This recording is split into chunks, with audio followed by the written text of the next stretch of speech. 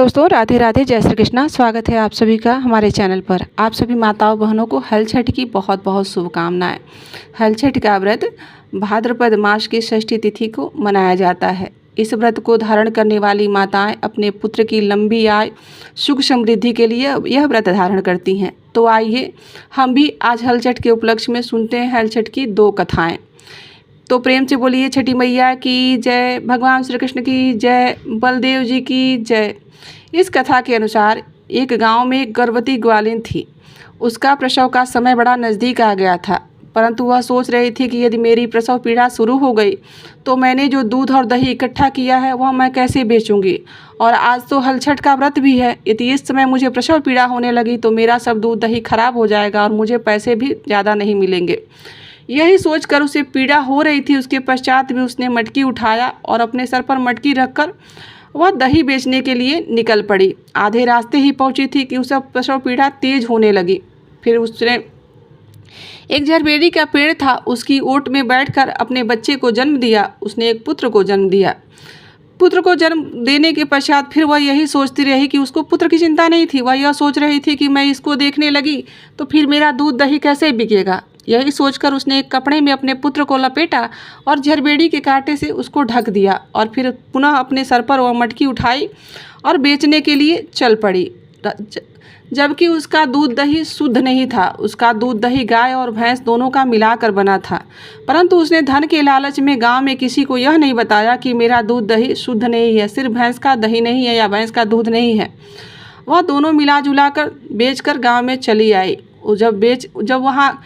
वहाँ जहाँ उसने अपने बच्चे को छुपाया था, वहाँ पर थोड़ी देर में एक किसान था। वह हल चला रहा था तो उसका हल का जो नोक होता है उस बच्चे के पेट में घुस जाता है। यह देखकर वह किसान घबरा जाता है और फिर तत्काल वो जो कांटा वोटा रखा रहता है उसी से उस बच्चे को वहाँ पर ढक कर और वहाँ से भाग जाता है।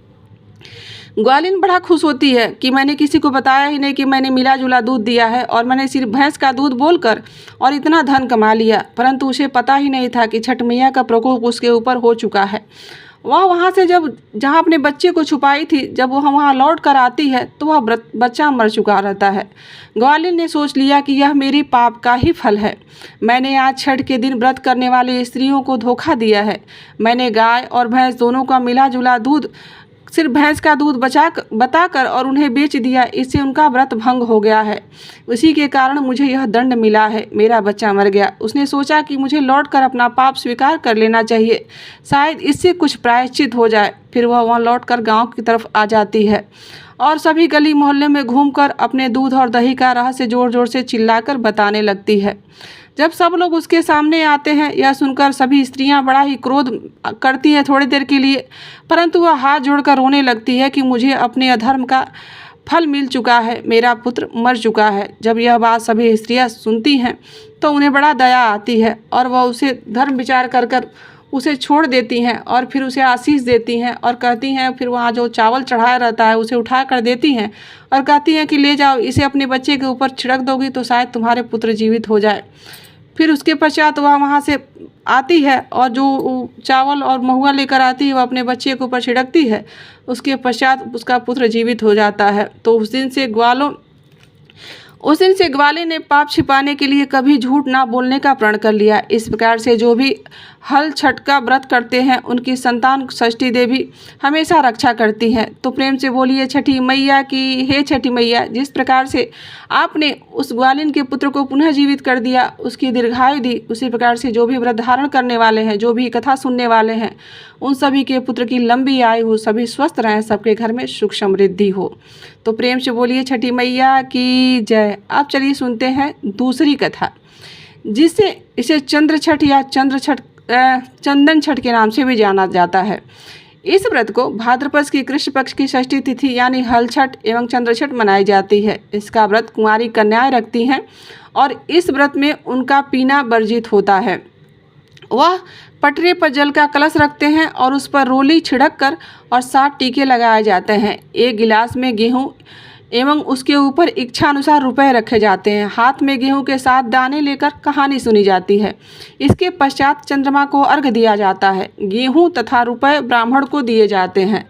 चंद्रमा को अर्घ देने के पश्चात लड़कियां व्रत का पारण करती हैं तथा कथा के अनुसार, आइए दूसरी कथा जानते हैं। इसके अनुसार किसी समय में एक सेठ और सेठानी रहते थे। सेठानी मासिक धर्म के समय भी बर्तन को स्पर्श करती थी। कुछ समय उसने मरने के उपरांत सेठ को बैल की एक और सेठानी, जब दोनों पति पत्नी जब मर गए तो अगले जन्म में सेठ जो था वह बैल बन गया और सेठानी जो थी वह एक कुतिया बन गई। दोनों अपने पुत्र के घर पर आकर रहने लगे। उसी मतलब पुनर्जन्म में बैल खेत जोतता और कुतिया घर की रखवाली करती। पिता का श्राद्ध था और पत्नी ने खीर बनाई थी। वह किसी